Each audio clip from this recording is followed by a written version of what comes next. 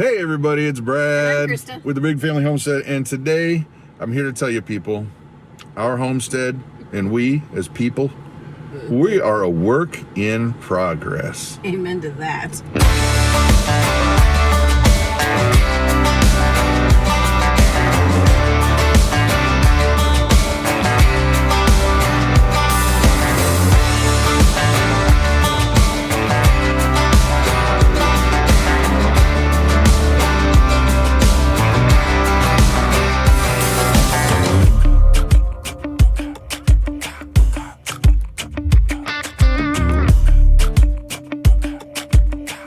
That's right, ladies and gentlemen. Today we have got, well, and it's been the past 3 days. We haven't been putting out a lot of video just because there's been so much going on. We're finishing up a chicken shed, which we'll show you the updates on that, and we're nearly done. And there's a lot to explain about that. We've got a bunch of gravel delivered for the barn. We're working on the barn. Trusses have been delivered. We're actually literally driving right now to go pay for the lumber. Right, which will be delivered shortly. I mean, within the next few days when we can get the barn walls done. And started. there's a bear. There's a bear involved. And there's a literal bear, not a figurative bear. So, but anyway, there's a ton going on. Here we go. Check this out, guys. We are over at Prepsteader Bob's house, and look what is up in that tree right there. That is a year-old bear, probably. The yearling bear. And what's funny is we are right on top of his house.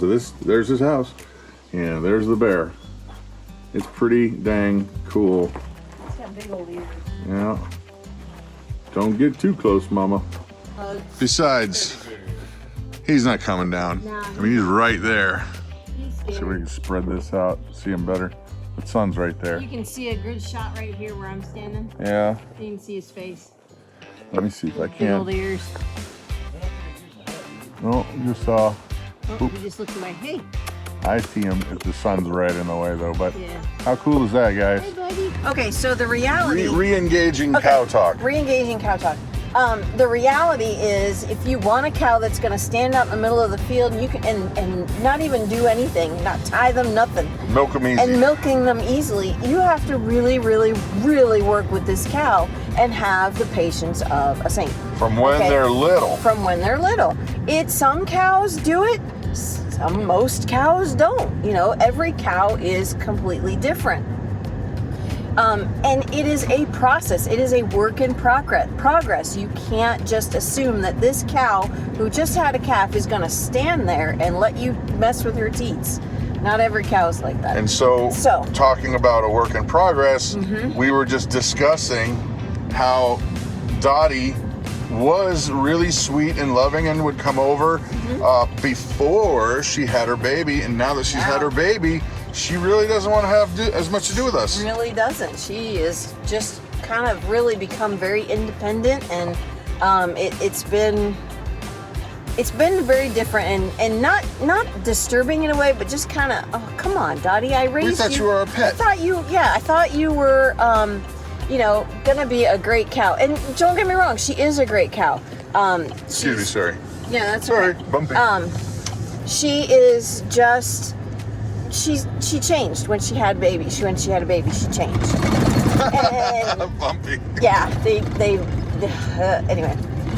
Now Betty, on the other hand, our Dexter cow that we have, she is changing for the better. She is getting better every time we're out there. She comes to I still have to step on the rope, but she doesn't take off. And I can slowly go over to her if I have a grain of, bucket in my hand of grain, and grab her halter, and she walks with me to the stanchion. She gets right in the stanchion. So it's been a couple of months, and it's been great progress. It's been great. So that's kind of what we were really chatting about, is that, just like people, cows are a work in progress too. Right. Animals, the animals you deal with, you can't just assume that you're going to move on to old McDonald's farm. No, that is not the case. It is not real. It's not real. You have to handle every cow completely different. And we were just saying, you know, how Brad was concerned that I might be comparing our 2 cows with Macy. And the one that died. The one that passed away a couple months ago.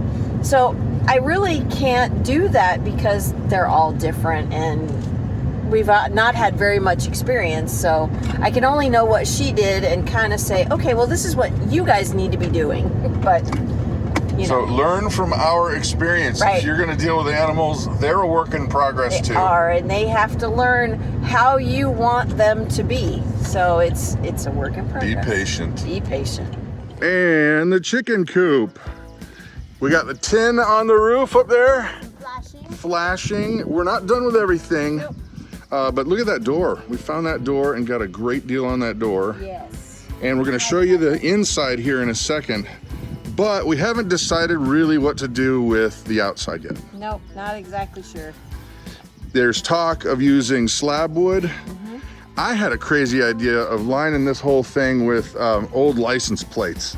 Just getting a couple hundred of them. Use them like shingles. That'd be funny. But it would have to be you guys mowing them in because I only got like 4 license plates. Yeah. So I don't think that's gonna happen. And our buddy Pride right here, right there, say hi Pride. He has been hard at work, man. Yeah. I said, you know, we need some nesting boxes and a wall. She goes, no problem. Okay. Make the whole thing. So, but the frame is here. Check this out. So the idea is going to be nesting box, nesting box, nesting box. Here. There will be a floor here, a top here. Sides. The wall will go up, and this mama can use this to set things on. Right. And then hingeable doors. No, it'll open that way. Yeah, that's right. We were just talking about that. We talked about this, and he corrected me because, gosh, that guy. No, I'm teasing. He's totally fine. He's totally great. But check this out. For the inside, we haven't shown you. This is like the inside's almost done. We're going to put in some windows for a little more ventilation. And light. Light. Because they love the sunlight to lay eggs. And there's going to be a door for the roosters. All the chickens to get through. And this, so you walk in from outside, the door is here so they don't rush you. Yep. Because chickens, when they know you have food, they're going to rush you. Yep. And so we are extremely happy and grateful. Very grateful. Total rock star. Yes. Smile and wave, boys. Smile and wave. Yeah. And here we have 4 mounds of dirt. It's not dirt, it's gravel. It is gravel. It is gravel. It is and gravel. And that said gravel. Okay, so you see the big chunks down there on the far left. Those big chunks are going to go here at the end of the barn here. Yep. To make a driveway, and then one load is for this side of the barn, the other load is for that side of the barn, and then the third load is to go from the barn all the way out to the driveway. Yep. So we have a way to drive in hay pretty easily. It's gonna just get dumped right here, stacked, not dumped. Dumped. Then we've got our trusses for the barn. We already told you that we went and paid for the lumber to build the walls. Well, let me show you. Right here, this is where there's going to be a big a garage door. Yeah, there's going to be a garage door right here. Yep. Zoop. And then we can drive the skid steer in and push poo through. However, the skid steer is broken again. Yeah, I went to go ahead and move some of that dirt because Prep Setter Bob, who, well, let's just say, might have spilled a little dirt in the road there. So I went to go move it, and the bucket won't raise. And we thought, okay, maybe it's just hydraulic fluid or something. Checked everything, and sure enough, there's hydraulic fluid getting sprayed. It's leaking somewhere like crazy in there. So we got to get that fixed before I can use it to move all that dirt to make it all, and that's frustrating because it's always when you need to use a piece of equipment that it's all of a sudden going, nope, not today. Okay, and as you can see, we really, not the dumpster, look that way. The dumpster is less attractive. Right. As you can see. That was just where it got put. We're starting to really try to get the lawn and the farm area, the homestead, cleaned up. Yeah, it's, summer, the grass kind of grows a lot. And so it just needed to be cut. Well, when we moved in, it really got out of hand because you're doing other stuff. Right. Yeah, I mean, trying to get the barn situated and the animals situated and the house situated, you know, the grass is one of those last things. Well, and you know, I had to make sure that since we were in a new homestead, I broke at least 3 pieces of equipment right off the bat. Oh, was it only 3? I don't do it on purpose. I thought it was less than that. But the lawnmower or the finish mower broke. And then the skid steer, that's it.